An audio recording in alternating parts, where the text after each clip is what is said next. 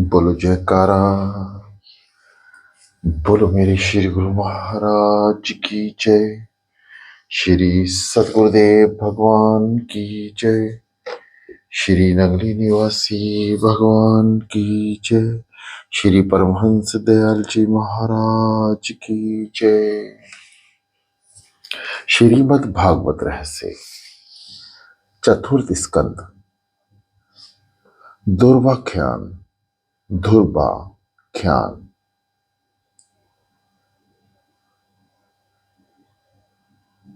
आगे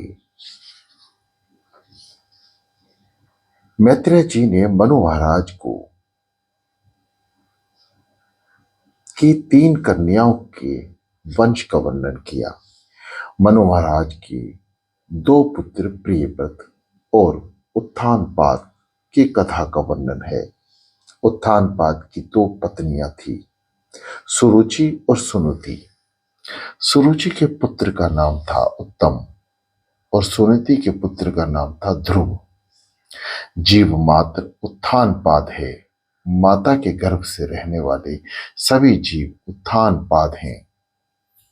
जन्म के समय पहले सिर और फिर पांव बाहर आते हैं।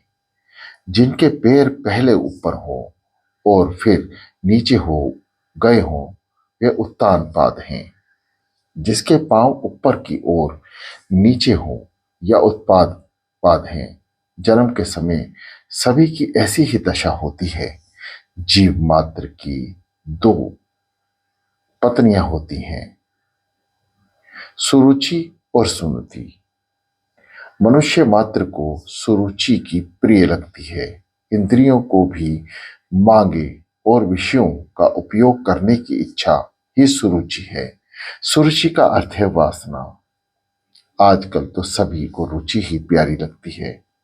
मन को, इंद्रियों को जो अच्छा लगता है वही मनुष्य करने लगता है। वह ना तो शास्त्र से पूछता है, ना तो धर्म से पूछता है और ना ही संतों से। रुचि का अर्थ है मनपसंद इच्छा। मन जो भी मांगे उन्हीं भोगों में लीन होने के लिए तो आतुर बने रहें, वह रुचि का दास है। जिसे रुचि से प्यार होगा उसे नीति प्यारी लग सकती है। जिसे रुचि से प्यार होगा उसे नीति कैसे प्यारी लग सकती है।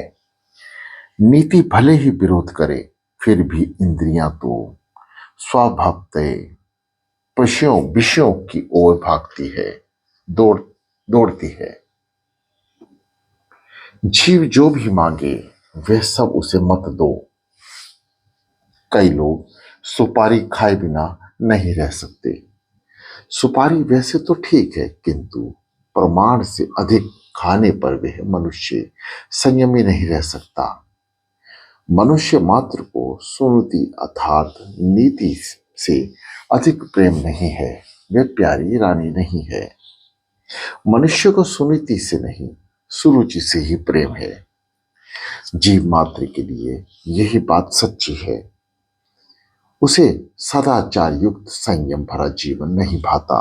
जीवन वासना के अधीन होकर विलासी जीवन जीना चाहता है। जीव मात्र नीति के अधीन नहीं रहना चाहता। वह सोचता है कि सुरुचि के अधीन होने से उत्तम फल मिलेगा। सुरुचि का फल उत्तम है, इसी से सुरुचि के पुत्र का नाम उत्तम है। उद ईश्वर, तम अंधकार। अंधकार अज्ञान है। ईश्वर के स्वरूप का अज्ञान ही उत्तम का स्वरूप है। इंद्रियों के दास होने पर ईश्वर स्वरूप का ज्ञान नहीं हो पाएगा।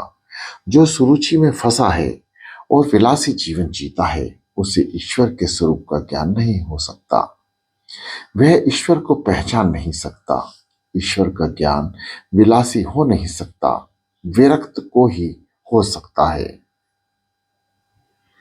गीता से पूछो कि कैसे व्यक्ति को ईश्वर का ज्ञान हो सकता है। जिसमें सात्विक गुण की बुद्धि होती है उसी को ज्ञान प्राप्त होता है।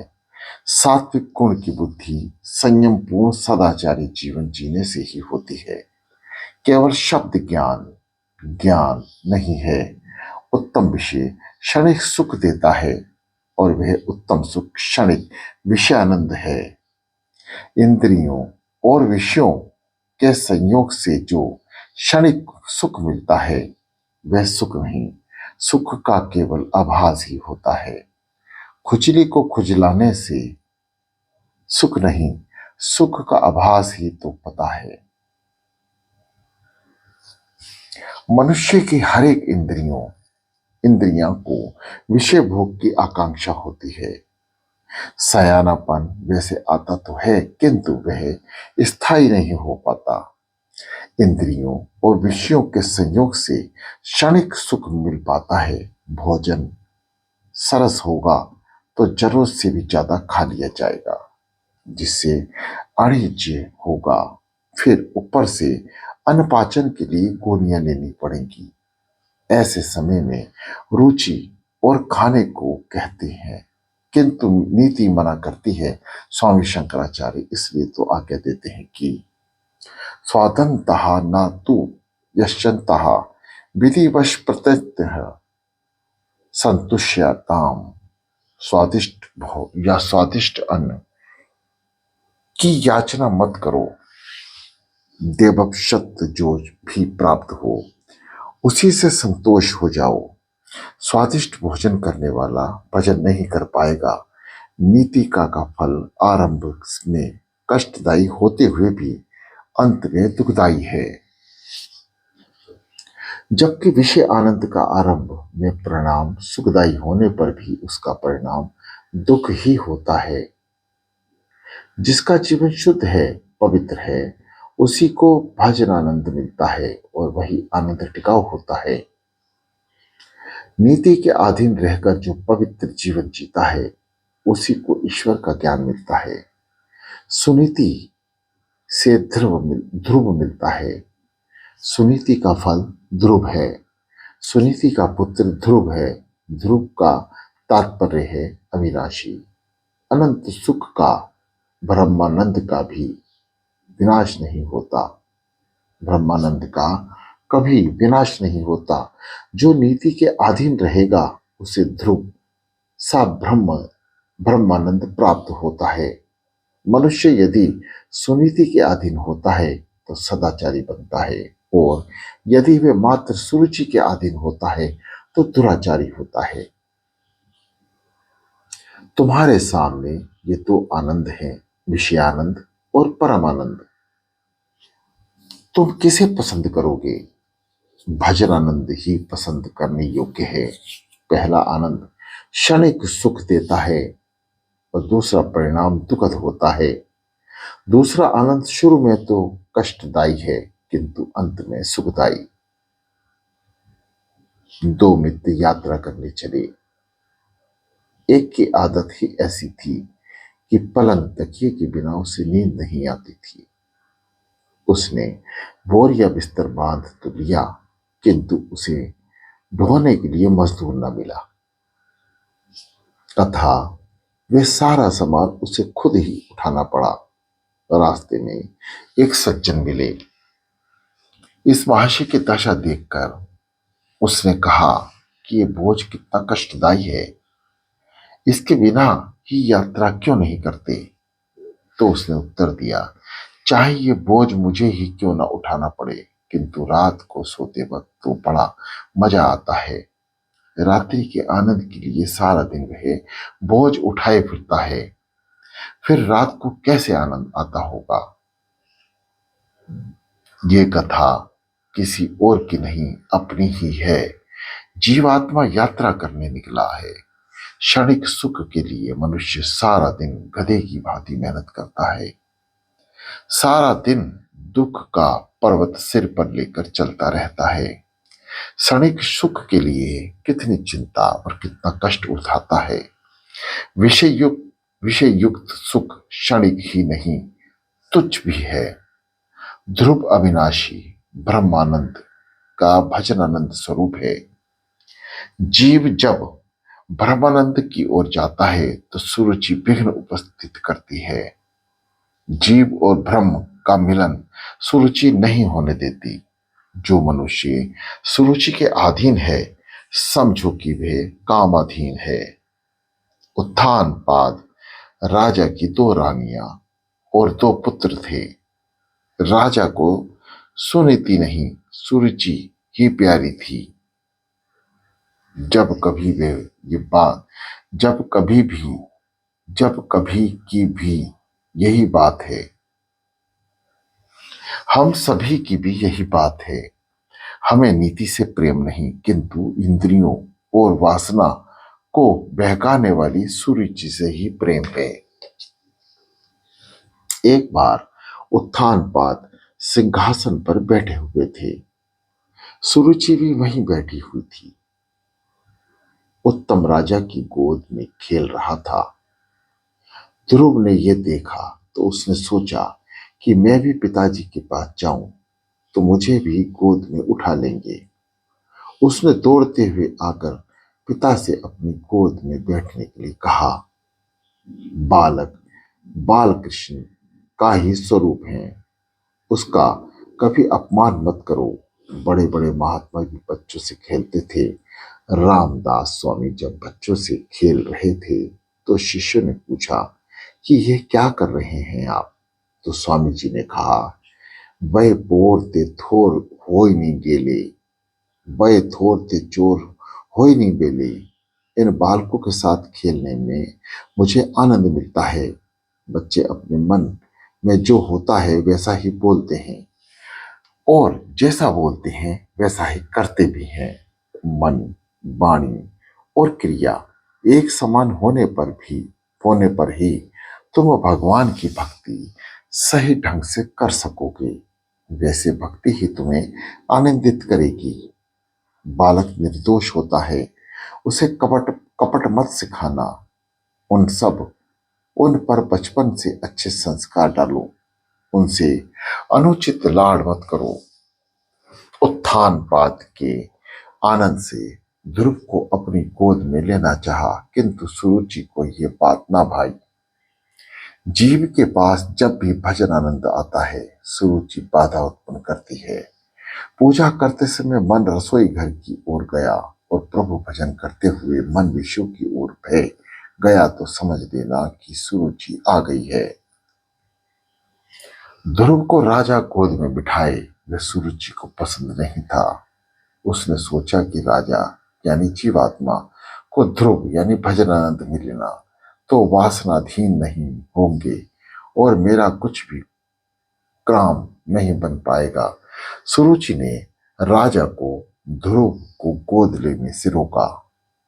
राजा रानी के अधीन था, वे काम बंद था। उसने सोचा कि मैं ध्रुव को गोद में बिठाऊंगा तो सुरुचि नाराज होगी।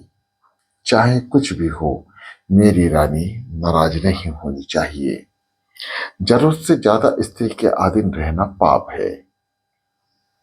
शास्त्र तो यहां तक कहता है, ऐसे स्त्री अधीन पुरुष को देखना भी पाप है। वह था तो राजा, किंतु रानी का तो दास ही था। अक्सर सभी की ऐसी ही दशा होती है साहब। बाहर तो अकड़ कर रहते हैं और घर में पत्नी के आगे भीगी बिल्ली बन जाते हैं। राजा ने ध्रुव की अवहेलना की और मुंह मोड़ लिया।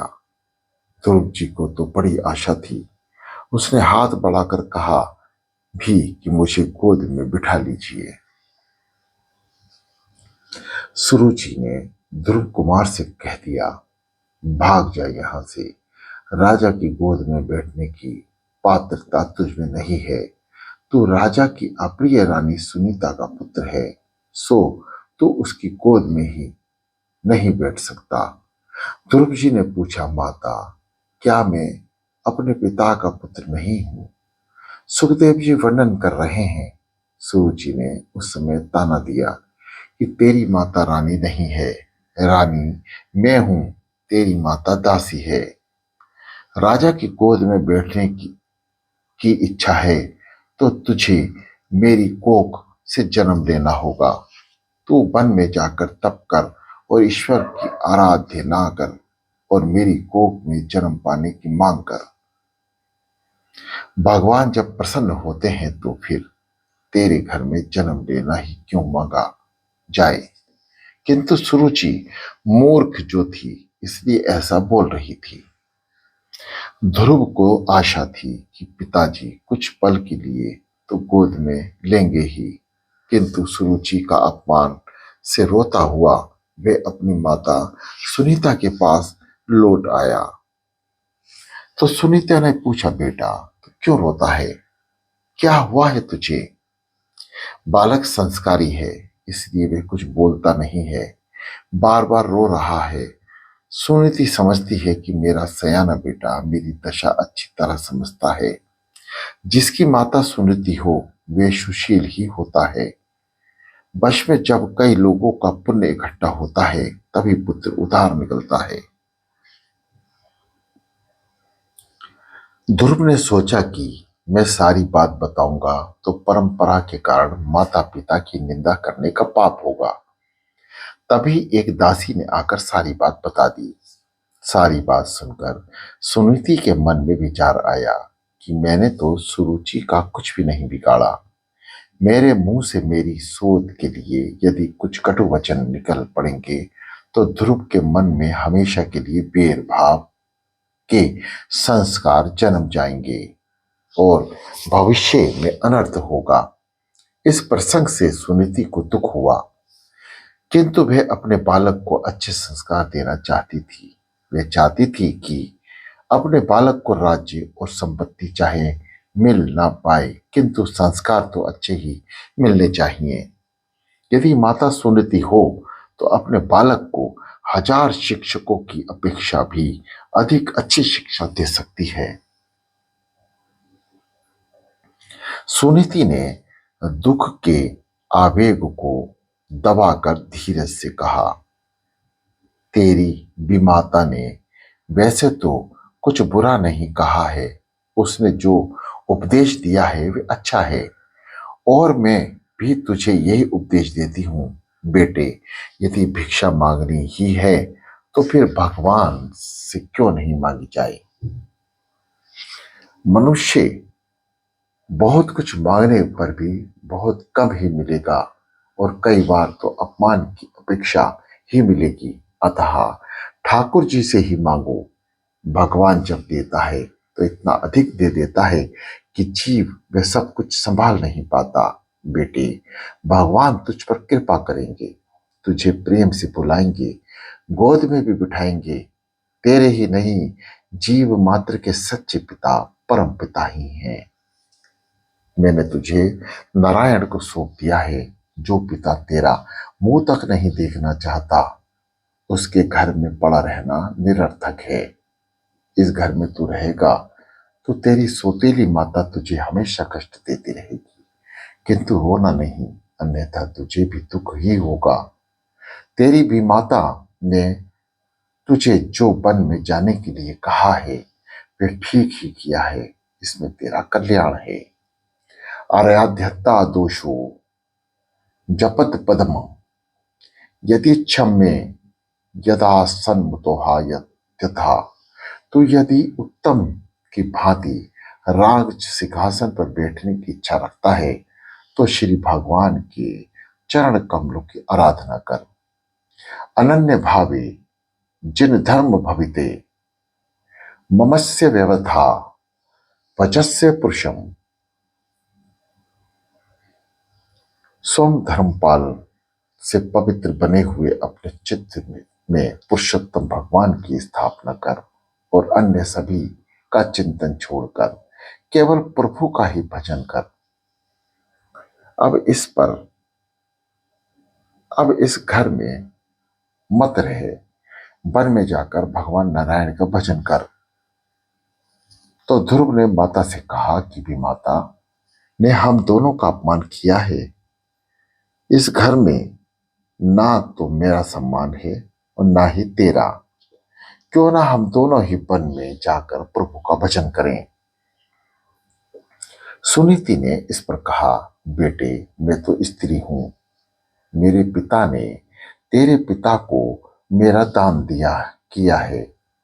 मुझे उनकी ही आज्ञा में रहना है। चाहे मेरा पति मेरा अपमान करे या ना करे, मुझसे पति का त्याग नहीं हो सकता। तू स्वतंत्र है, मैं परतंत्र। मुझे तो मेरी सोच की भी, जो मेरे पति की प्रिय पत्नी है, सेवा करनी है। मैं तुझे अकेला तो नहीं भेज रही हूं, तेरे साथ मेरे आशीर्वाद भी तो हैं। परमात्मा तुझे अपनी गोद में बिठलाएंगे। जब तू मेरे गर्भ में था, उस समय जिन्होंने तेरी रक्षा की थी, वे वन में भी तेरी रक्षा करेंगे। अतः तू वन में जा और परमात्मा को वहां आराधना कर। मेरे नारायण तुझे अपनी बाहों में समा लेंगे। किंतु ध्रुव को अब भी डर लग रहा था, तो सुनीति पुत्र से कहती है कि तू अकेला नहीं है, मेरे नारायण तेरे साथ ही हैं। जीव ये अनुभव नहीं करता कि भगवान उसके साथ ही हैं, किंतु जीव मात्र के सच्चे मित्र तो नारायण ही हैं।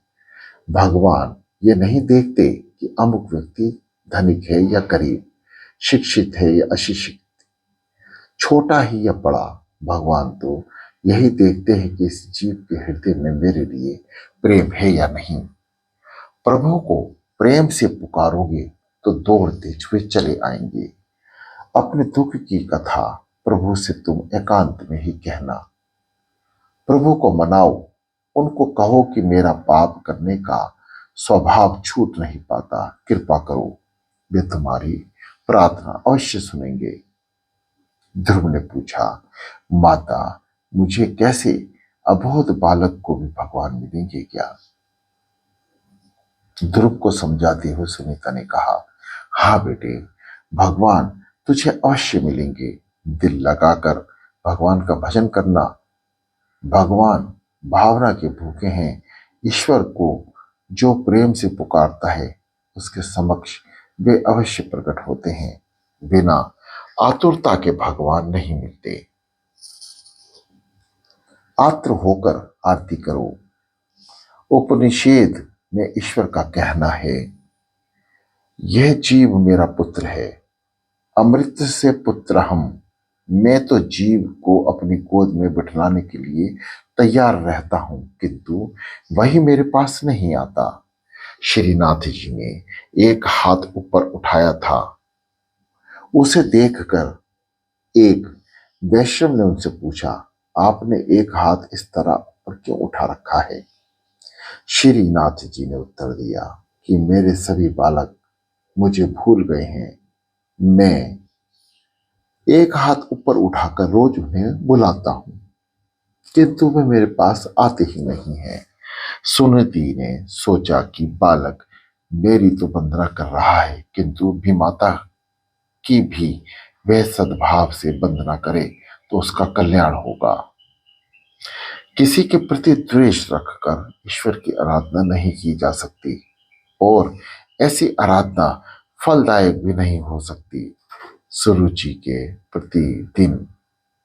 प्रति मन में यदि वह अरुचि को भाव रख कर जाएगा, तो वह नारायण का ध्यान नहीं कर सकेगा।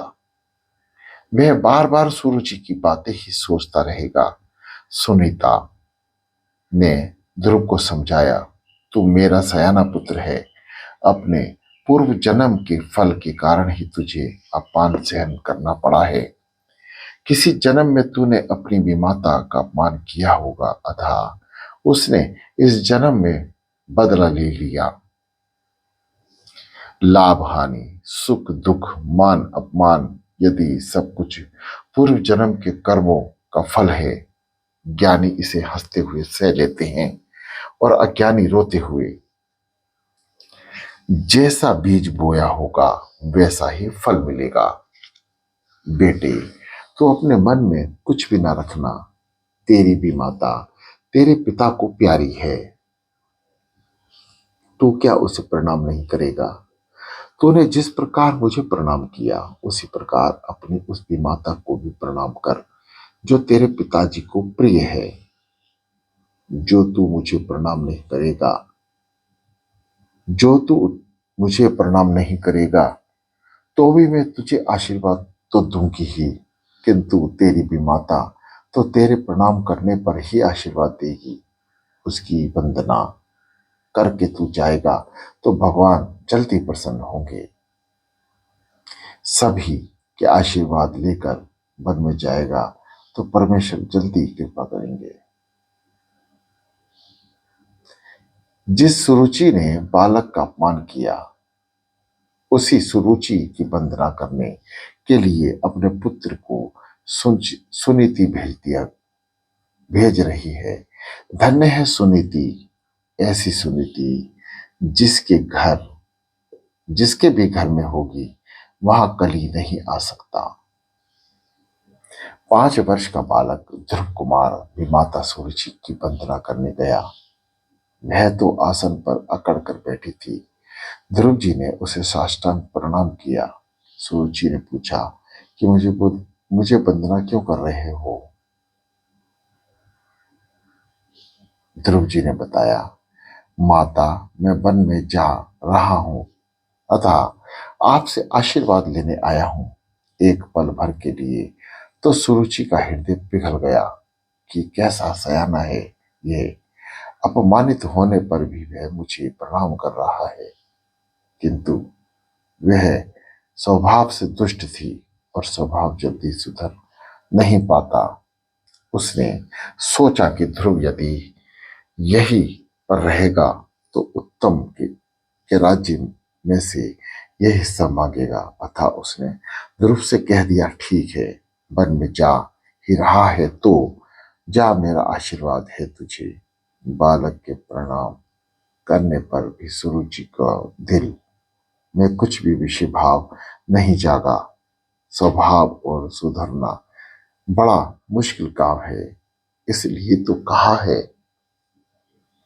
कस्तूरी की क्यारी करी, केसर की बानी खाद, पानी दिया गुलाब का, तऊ प्याज और ब्याज। सत्कर्म का पुष्प जब तक ठीक ठाक नहीं बढ़ जाए, तब तक स्वभाव नहीं सुधर पाता।